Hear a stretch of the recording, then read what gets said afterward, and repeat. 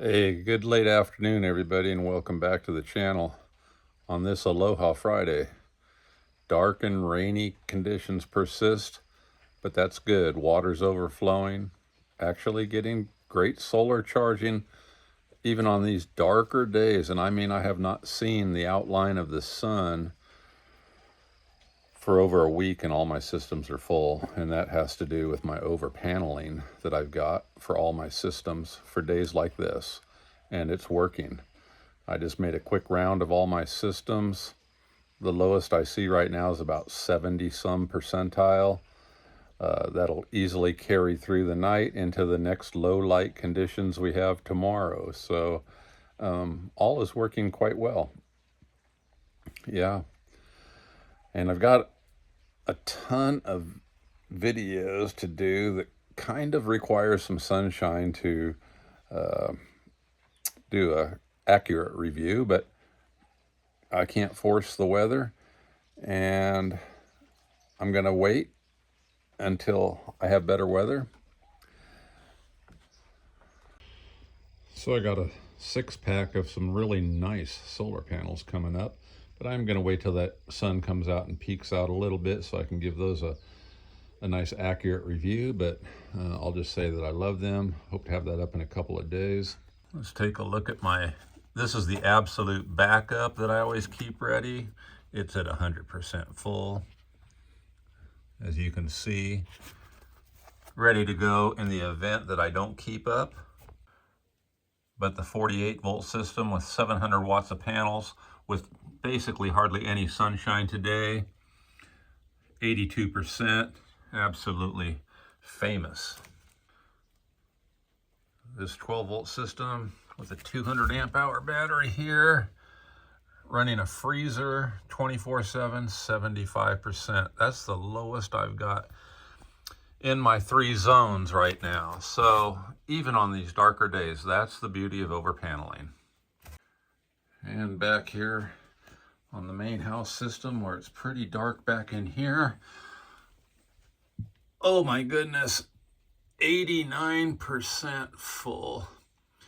Absolutely fantastic. 1,000 watts of solar coming in here. But everything's over paneled. Everything is built to sustain me through these darker days, because the minute the sun comes out, those systems, every one of them goes right to 100% full.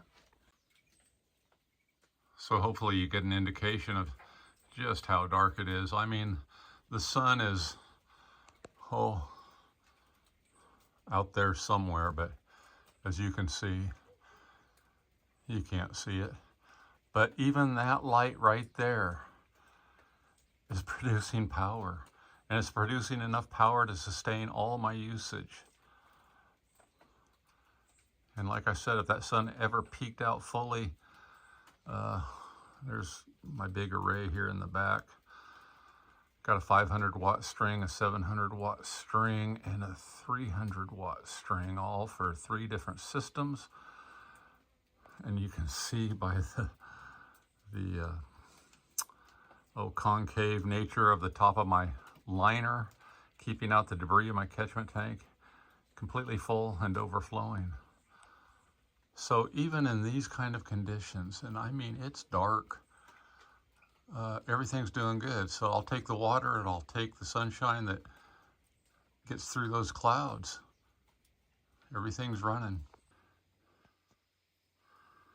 Those 2 devices right there running 24/7. Everything's full, topped off.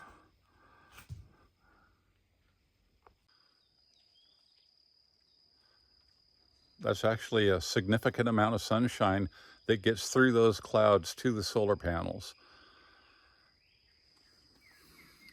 Of course, not near what they would in the sunshine, but yeah, the point I'm making is that's why I over panel. Because this is okay. And this late in the afternoon, I can even come out uncovered momentarily. And come out of the front door of the bungalow here, show you what my sister sent me. I gotta give her a big shout out for this. That's pretty cool. the bungalow established last year, of course, is all you know. Yeah, I like that.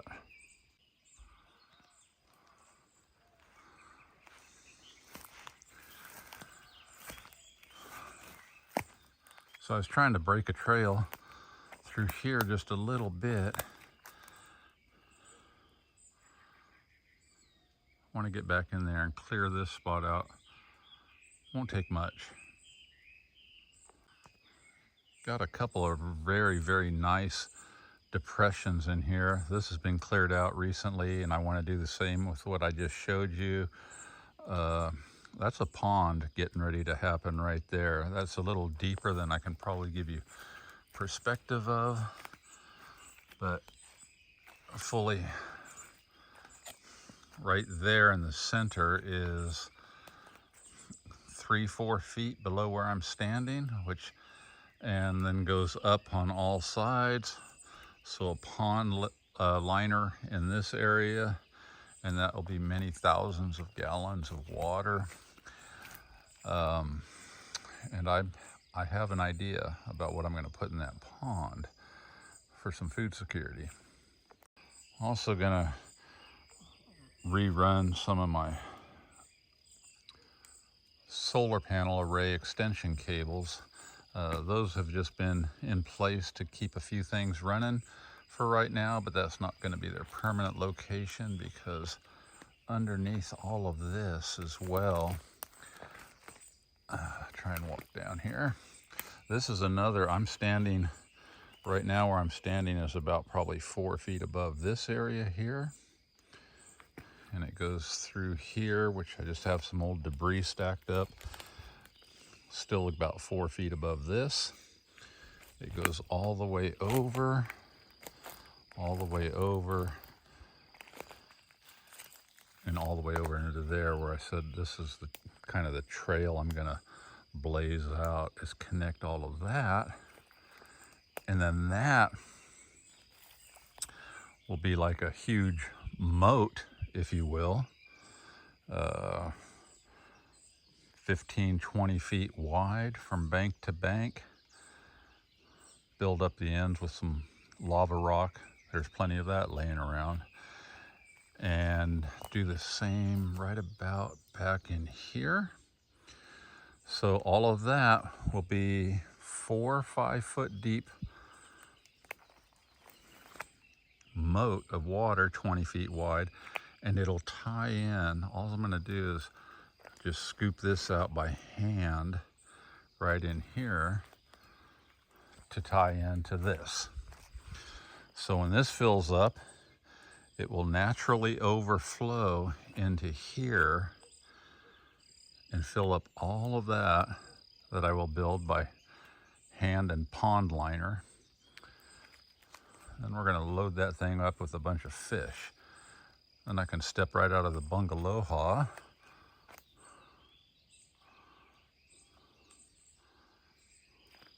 walk right over here, sit on a bench and fish. And you think I'm joking, but that's going to happen. And then see if I walk down to the bottom of that moat part and then squat down here. You can see I'm kind of deep into a natural way that the lava flowed through here.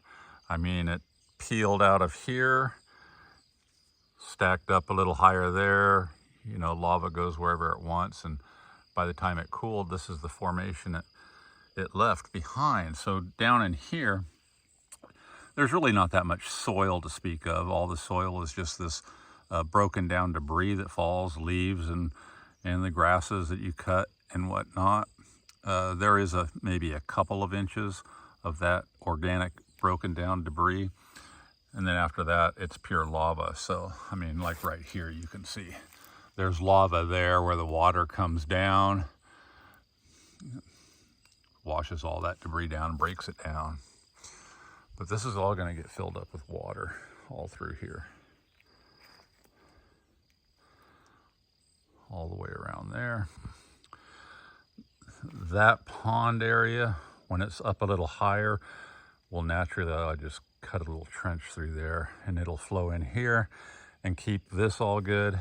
And then what I'm going to also do after it's full of fish is I will use that pond water to siphon off and water and irrigate some of the food that I'm going to start growing. Because this area needs to be growing a bunch of food. And I'll show you one other thing that doesn't happen that often out here.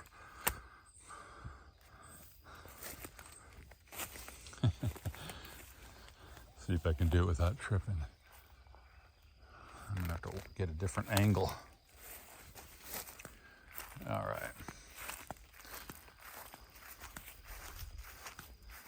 This is worth a look here. I'll get up here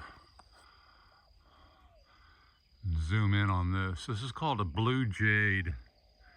Doesn't bloom that often.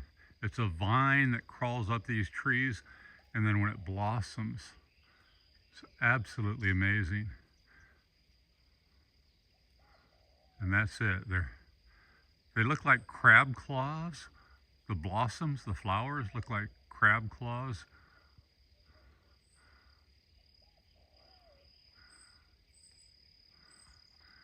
And there's a big bouquet of them there. There's a littler one right there, just starting to open up. Those things are so cool looking. They don't bloom that often. Maybe once a year.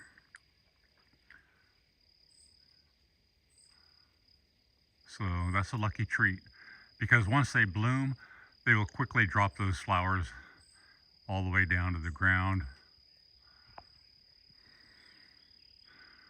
But you can see that vine just grew right up that tree, right there. Yeah. The blue jade. All right, you guys, lots coming up. But you know, if it's raining too hard, I head for cover. No hurry. Have a good weekend, everybody. Aloha.